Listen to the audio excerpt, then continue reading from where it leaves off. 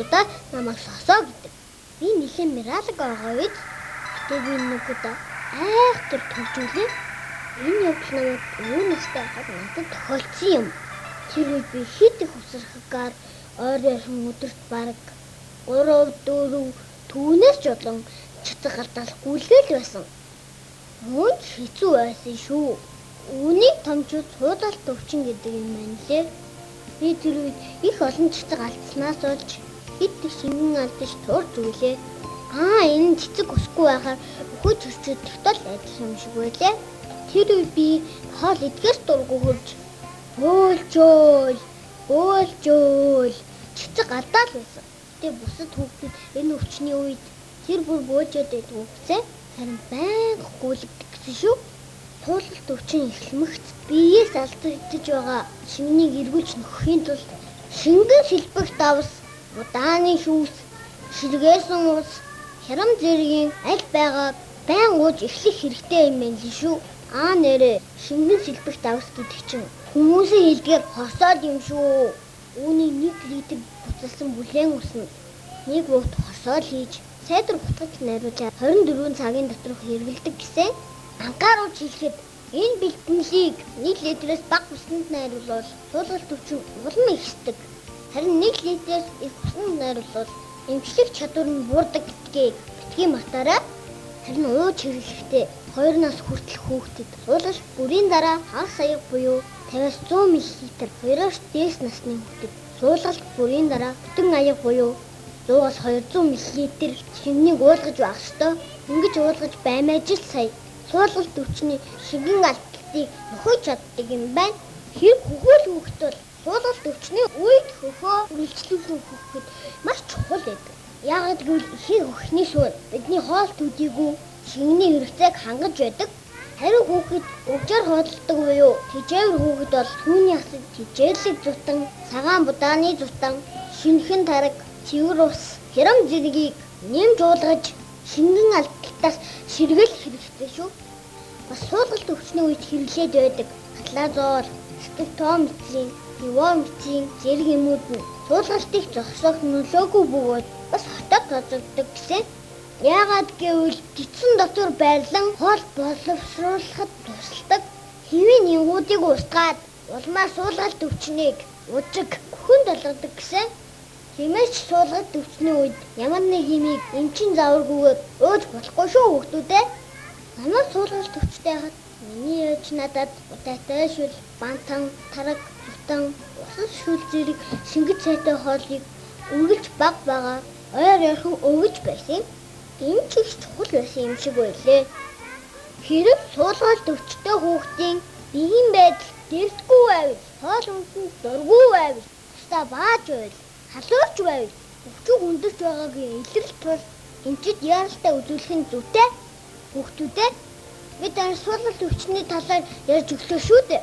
Үнэхээр хэцүү өвчин байгаа үед тиймээс та нар энэ өвчнөөс уццлан сэргийлэхийн тулд хүнсний бүтээгдэхүүн болон үндэсний усыг тагтаа цэвэр савнд хадгалж байх, улаан бурхны эсрэг тарилах хэрэглэх, хөр хооллох, бие засах газрыг зөв байгуулж ашиглах, гэр орноо цэвэр байлгаж, ялаа болон бусад мэрэгч амьтдыг устгах, хоол идэхийн өмнө бие зассны дараа гараа тогтмол савндаж угааж дэвшүүл суулгалт өвчнөр өвдөхгүй байх уран боломжтой.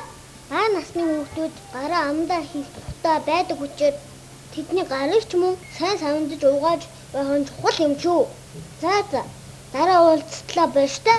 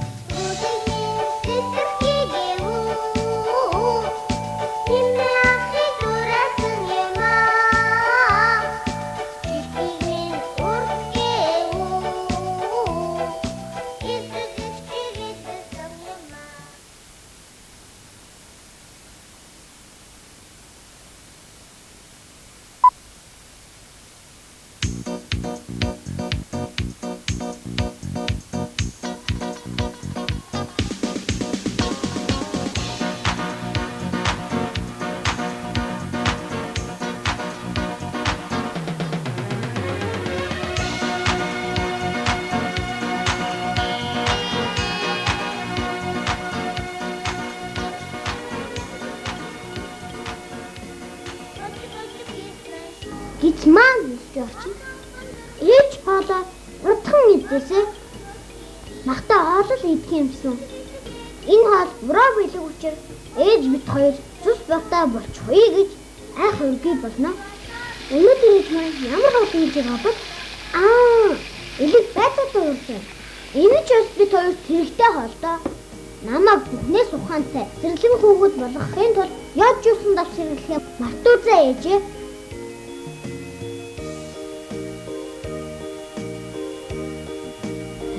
Сайн татлаа шүү. Гэхдээ ээж маань төв, тарг, аарвал үргэлж идэж байв. Ээжээсээ гасны дараа миний шүд зүү сайн ургаж бүх бат гоё болсон доо. Ээж маань намайг эрүүл төрүүлэхийн тулд надад хэрэгтэй бүх хоолыг л идэж байна да. Цаа эрүүл төрөхөд надад өөр юу хэрэгтэй билээ бэ? Тийм. Ээжээсээ гасны дараа бүхнийг тод сайн хардаг гоё нүдтэй болмоор байна. Тэгэхээр ээж маань луу юм уу аль нь мэдээсэ? Шгүй ээж минь луу ууж авах чинь бас алим үнэстэй байна уу да. Би удахгүй ээжийнхаа гитнээс гарна. Тэгэхээр би нас биндээ тохирсон хамгийн сайн хоолнуудыг л хийдэнтэй. Ээ ямар хүч юм бэ? Өшөөг халуун зүгээ ууж үзэх юмсан. Гайхалтай. Ямар амттай юм бэ? Ихийн зүг юугаач орлуулчихгүй гэдэг нь үнэн юм аа. Бас халуун худамж тохирсон юм байна. Харин би энэ сүгээ тадлаа сайн өгч авахын тулд хөхөө зүү өмсөж олон удаа хөрөх хэрэгтэй юм байна да. Давхнаад цадчих чинь ээж минь сүн миний хоол ундны бүх хэрэгцээг хангадаг өд байдаг гэсэн үнэн юм байна шүү.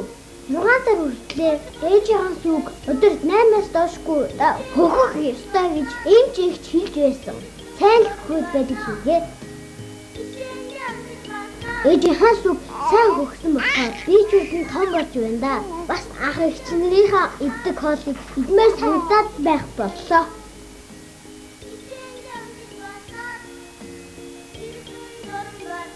Энэ хоолч гоё юм аа. Гэтэ зүсгийн тос юм уу аацар жаахан амталж байна. Ээж маань миний хүслийг сайн мэдж байгаа шиг. Ээж миний иддэг бантанд өндөг кашин масал зүгийн бал нэмдэг болсноос хойш би цөөхөн бандаж байна шүү. Харин ямар нэг зойд юм. Очиж харъя вэ?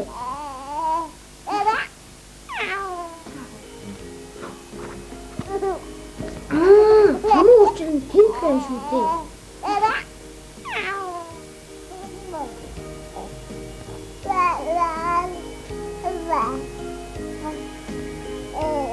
Хурдхан өөрөө хоол иддэг болох юмсан. Хоолоосаа амталж амжаачгүй байхад яаруудаад байх юм.